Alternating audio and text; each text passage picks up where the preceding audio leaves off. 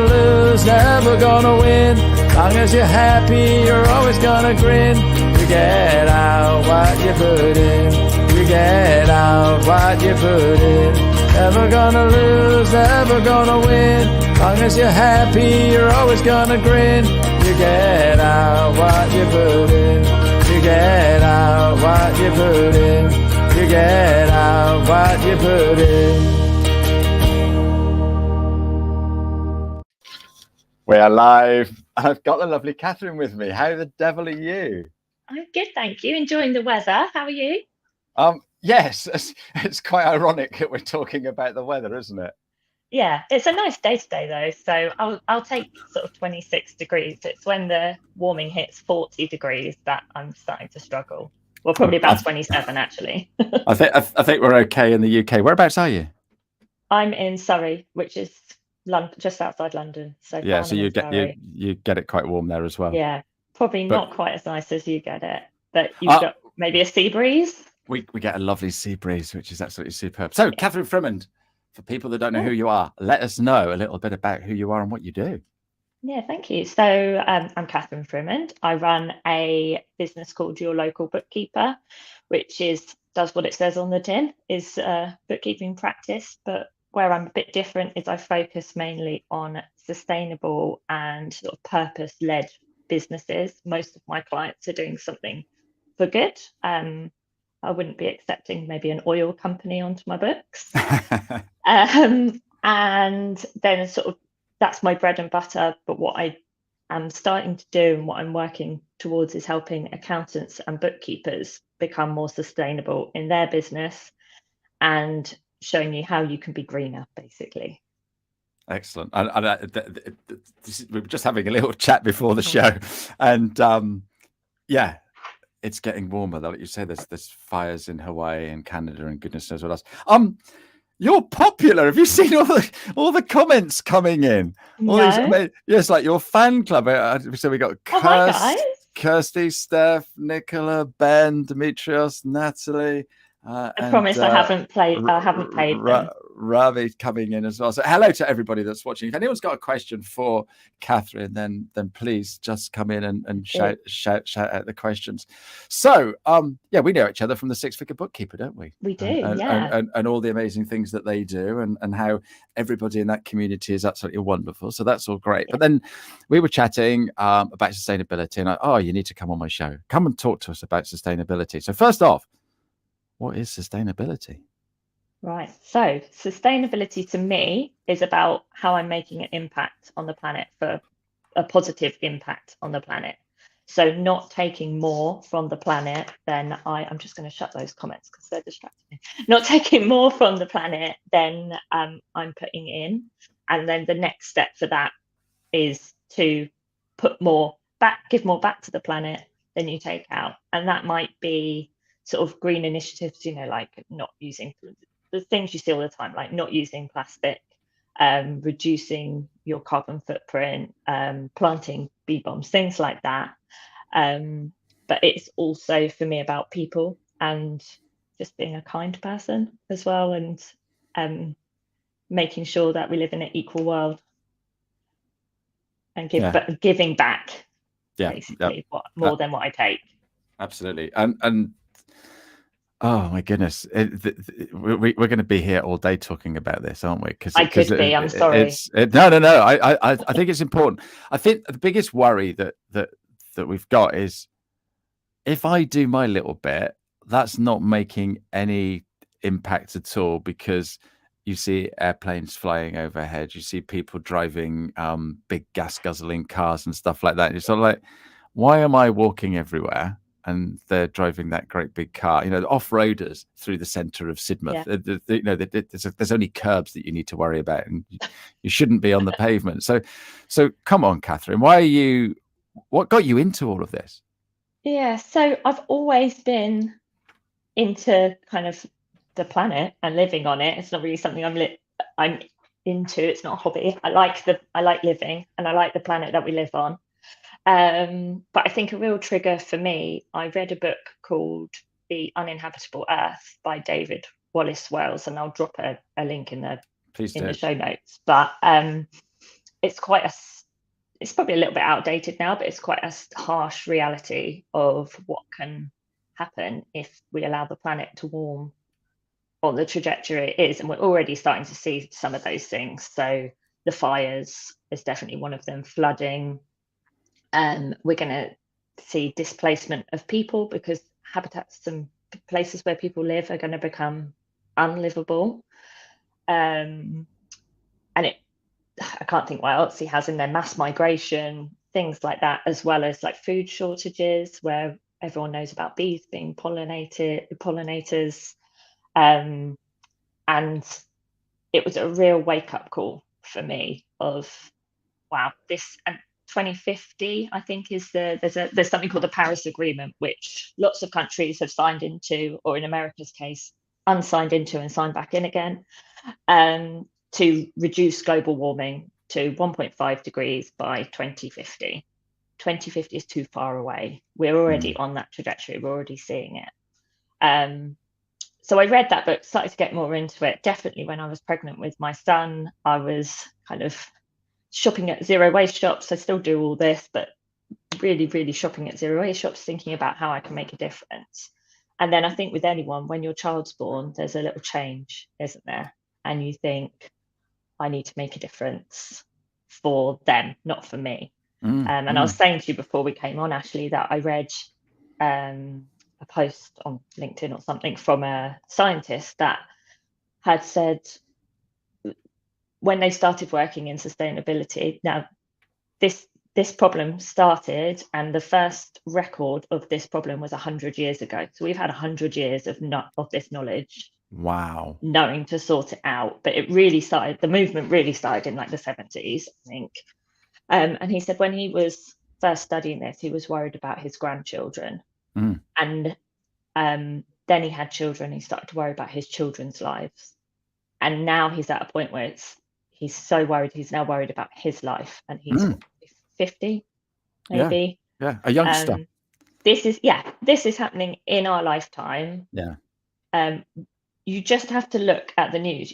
Unfortunately, it's not really in the news as much either, but you just have to look, and it's happening right now, and it's serious. And if there was, I think Greta Thunberg said, your house is on fire. And yeah, it really is. And we need to start making action. So I think one of your questions was how can I make an individual difference? You can't control what other people are doing. No. The only thing you control is yourself. And those little things, I can't see my son and say to him, I did nothing. And there's lots of people that have used that phrase. I can't go on and say I did nothing to help this planet. And we can make massive differences. There's, I think 97% of businesses in the UK are small to medium-sized businesses. If everyone made one change, that's a massive impact. I can't control what BP are doing. I can't control really what Rishi Sunak's doing with his BP shares at BP. But I can control where my money goes, and it's not there.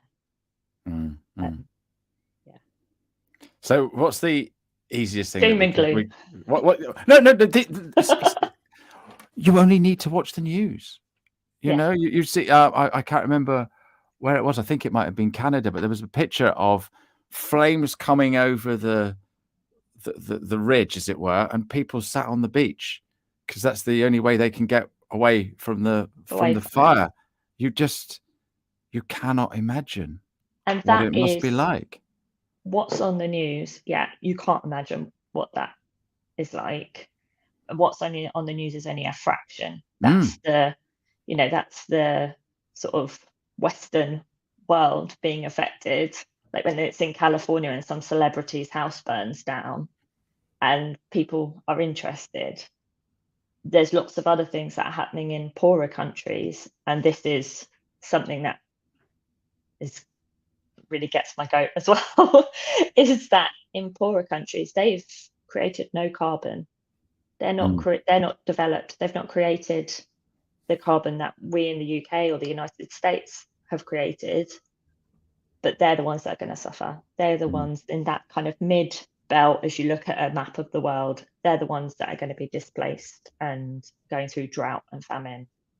And it's an injustice, really. So I think we can all make a difference and if you make a difference, then nothing happens, at least you can say you tried.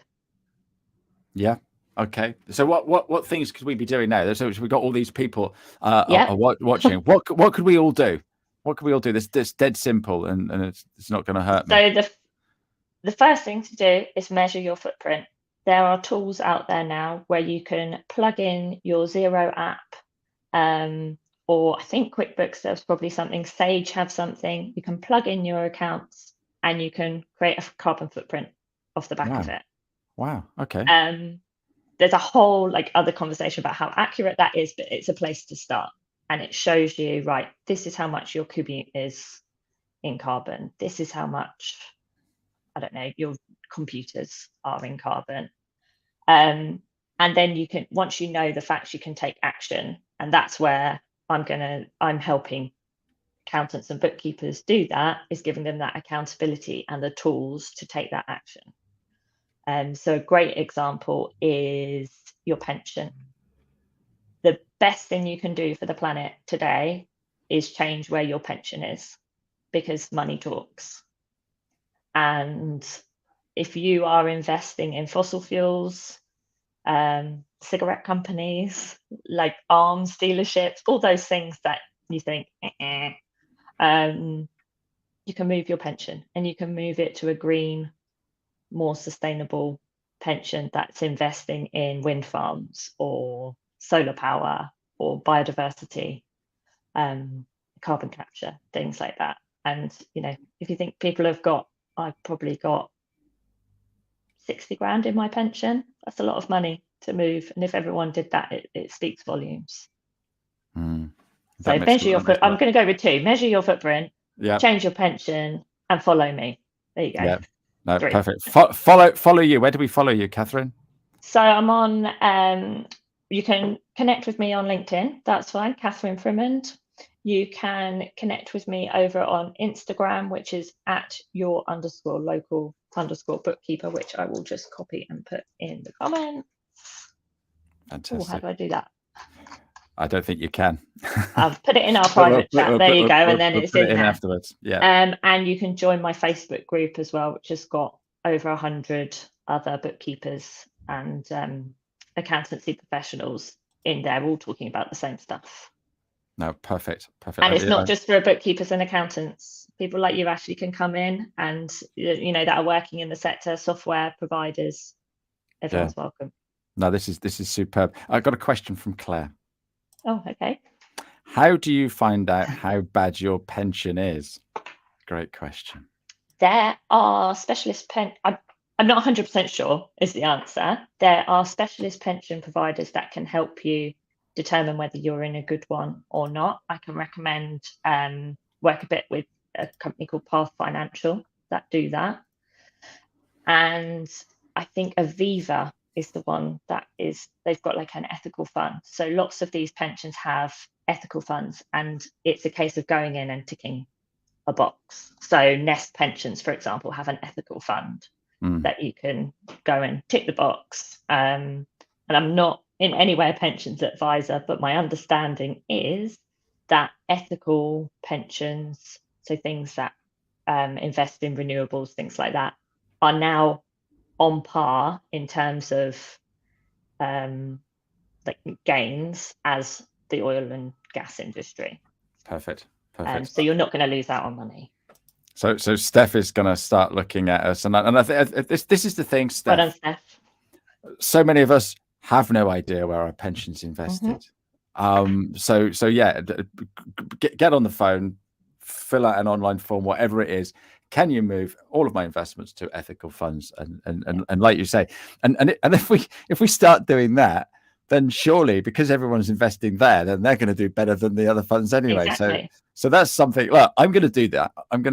Yeah. Kathryn. I'm sure there's a website, and I just can't think of it off the top of my head, but I will find out. Someone's going to come back, and Nicola's now looking at all of her pensions, so Yeah. our pension guys. advisor can help us. And someone as a company called Nest. Yeah, absolutely, Nicola. So and that's it. It's just looking at that. So we're gonna follow you. We're gonna join your Facebook group. Yeah. We're gonna change our pensions. And what was the other one? Measure your carbon footprint. Measure your carbon. And this is the thing, right? It's all very well. Where am I? But how bad do you know? You don't know. And I guess I'm going to make it. I'm going to use an analogy of losing weight. Yeah, you need to lose some weight, but I don't know how much I need to lose. So jump on the scales, look at your BMI chart, and then you go, right, okay, this is how much I need to lose. And I think that's absolutely superb. And that is a change in your mindset and how you work, but it's the same as losing weight. So absolutely. What we do in the Facebook group is all little changes. So every week we have a post of what little change have you done this week, and it might be just, I remember to take my reusable cup to the cafe. Great. That's a great change. And if everyone can remember that once a week, you'll be proud of me. Change. You'll be proud of me. You'll be proud of me. I'm just going to shout out Kelly. Hi, Kelly. She was a guest on my show. We use Nest, and we think they're pretty good on the investment front. So there you go. I think they're one of the top performing, and they're run by the government as well. So I don't know how that links into the government. They probably don't care, but there you go. So anyway, I said you'd be proud of me. We've just had Folk Week in Sidmouth. Okay, so you go to it was brilliant fun. It was brilliant fun. You go to the pubs and you get loads of beer. And the trouble is, what happens is people migrate to different pubs, and so and there's lots of people. So the pubs don't like using glass, so they use plastic. So I've now got these cups that are reusable. So you pay £1 deposit. So that's great. I took my tankard. Oh, good for you. I've got a pewter tankard, and so therefore I use no plastic during the week. And the thing with that is they're great. It's a great scheme. If people take them back, I know for £1 I'm probably just going to take it home. So it's a great scheme if people take it back. They then get washed and rinsed and they get used on another event, which is fantastic, because that's the more people use one item, the more their carbon footprint of that item is going to reduce. Yeah, that's the thing, isn't it? And the trouble is with glass, if you've got a load of party goers and a couple of glasses get broken, then people are going to cut their feet, and you've just got to be careful. So we either invent unbreakable glass, or we all go back to tankards. I'm 100% behind that. Absolutely work. I go to the supermarket and everything is packaged. Kathryn, what do I do? What do I do? Out. What at the supermarket? At the I know that's quite rebellious, but I either get the stuff that's non-packaged, and there are options, but generally it does tend to be more expensive. I have been known to just unpackage, like fruit and veg. You don't need that in a plastic packaging. Yeah, why do they put 6 apples in a bag? It's just unnecessary. Yeah. So how do we stop that though? Because that's the only way I can buy apples in my supermarket. So if you're feeling very rebellious, I would scan the barcode and take the apples out of the packet and leave the package waste for the supermarket to deal with. They get charged for waste. Okay. So that becomes their problem, which is quite rebellious, I think, and probably not legal. Have you got a zero waste shop nearby? Maybe not for apples, but we're really lucky where we are. We've got a couple of really good zero waste shops where you can get, one girl does it and she's got everything you could imagine. She gets apples from the greengrocer, so go to the local market, maybe get apples and fruit and veg there. You can get veg boxes delivered. There must be somewhere in Sidmouth that does a veg box. Yeah. And again, it's ignorance, isn't it? I'm not looking for these places. Yeah, so that's the sort of thing that then we discuss in the group of, well, here's the veg boxes that you can get. And also, I think it's important to remember that nobody's perfect. Like, I get my vegetables from Sainsbury's as well. And one week you might need to get it from one place, and the next week you've got a little bit more time to go pick your own or something. Yeah. Just on apples, we're really lucky that our neighbour has a apple tree. Perfect. So I've been in there. I need to move to Surrey.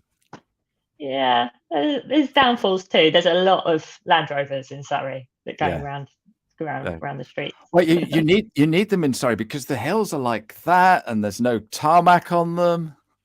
No, you do.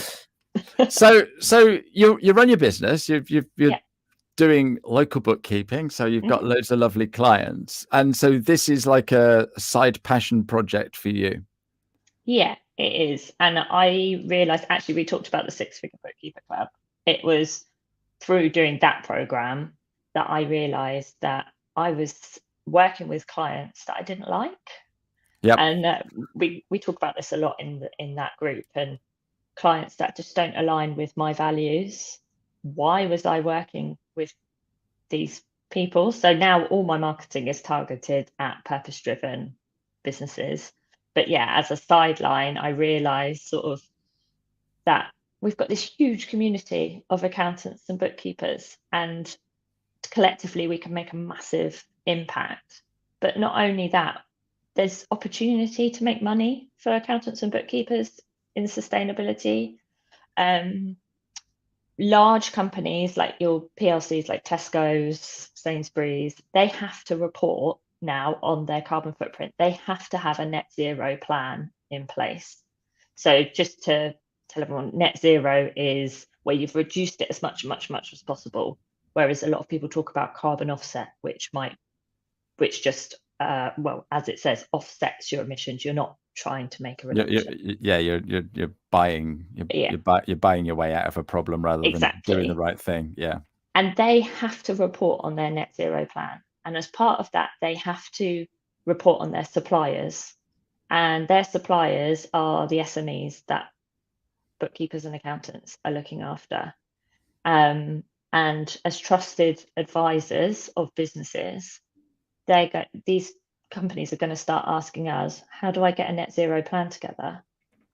How do I do that? And it all starts with the measurement, which we've now slowly starting to get tools to do. And of course, you can charge for that. That's another service that bookkeepers and accountants can offer. So it's not just about the planet, although that's the main thing. There is, opportunity in there as well.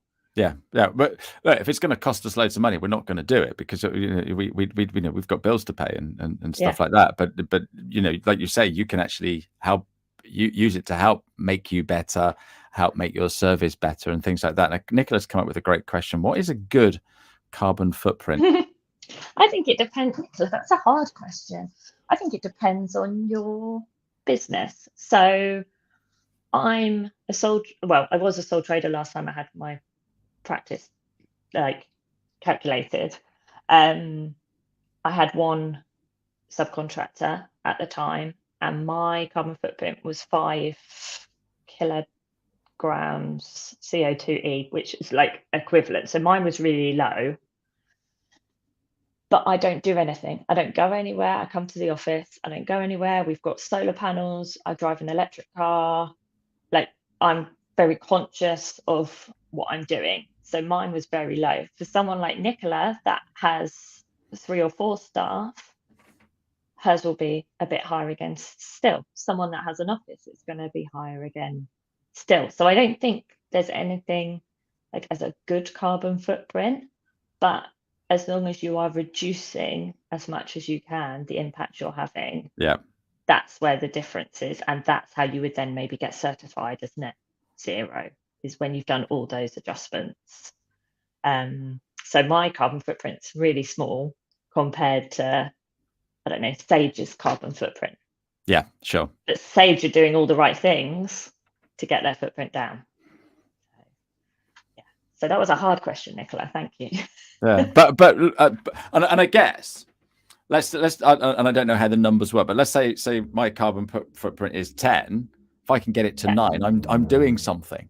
Yeah. And actually, so just measure what you're doing. Yeah, I think the average. So I've got a personal carbon footprint and a business carbon footprint.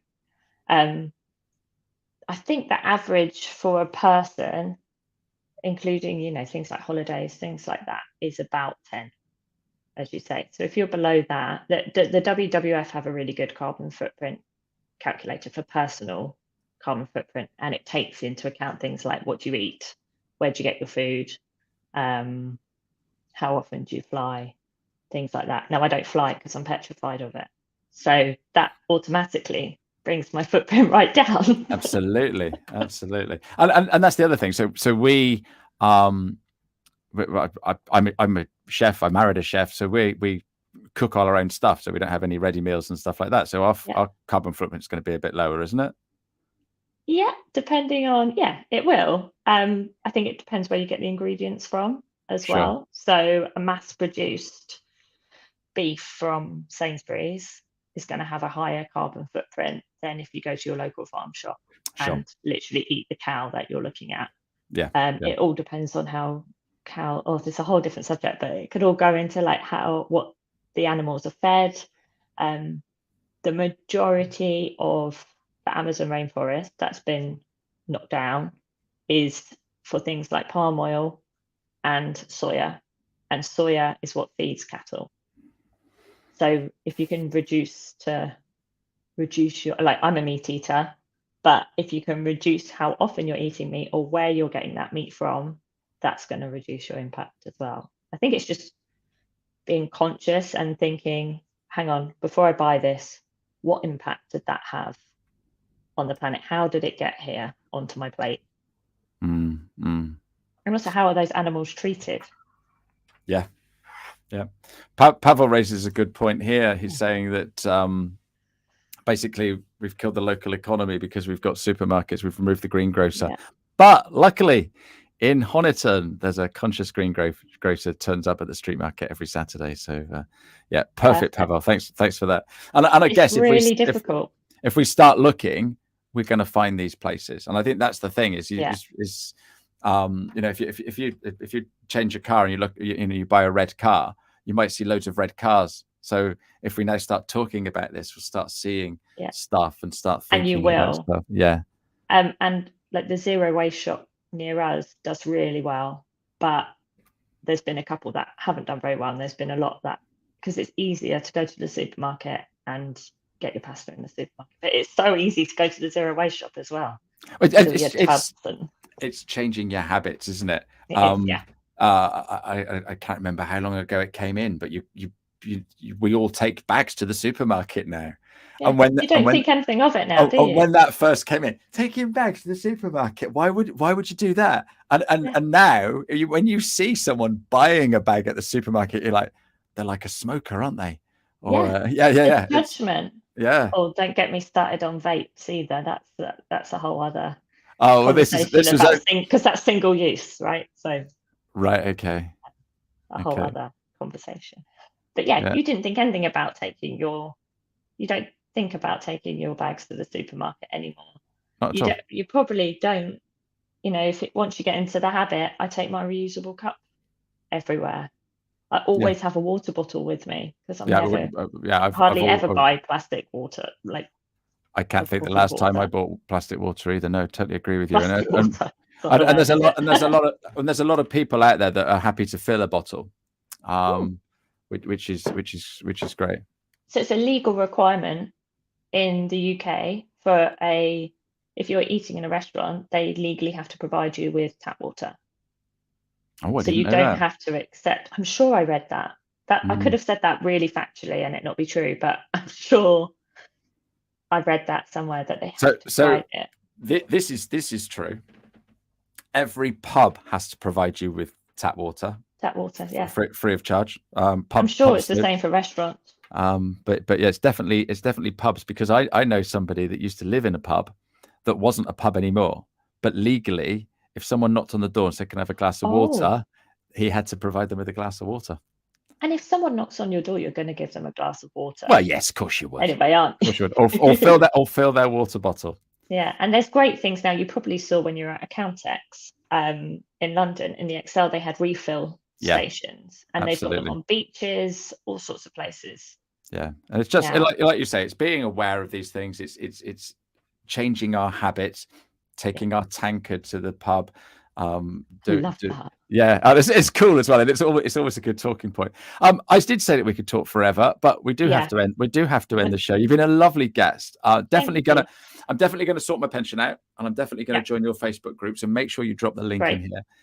Thank you to everybody for coming on and asking questions and chatting today and letting us know what they're doing.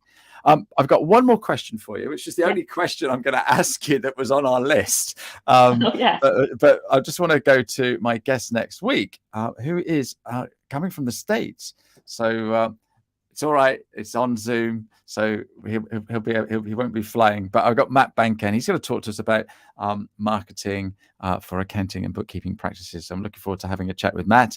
I was on his podcast a couple of weeks ago, so we're doing a quick swap.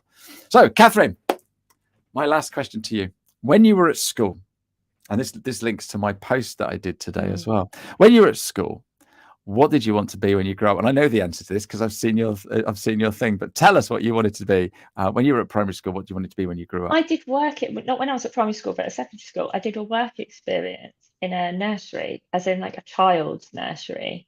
Now, anyone that knows me that's listening to this will be laughing now because they know I don't like children, even my own sometimes. And yeah, I couldn't be further away from it. It only took 1 week of work experience to put me off for life. So, perfect. Yeah. Perfect. And that's the thing, isn't it? With work experience, that is why we do it. I've had 30 jobs, so that's my work experience. I found something there that I thoroughly love. Kathryn, you've been a delightful guest. Thank you so much for coming on and sharing what you know. And I think we're going to need to get you back because that was brilliant. Oh, I'd love that. Yeah. Thank you. Thank you to everybody for watching. Cheerio. Bye bye. You get out what you put in.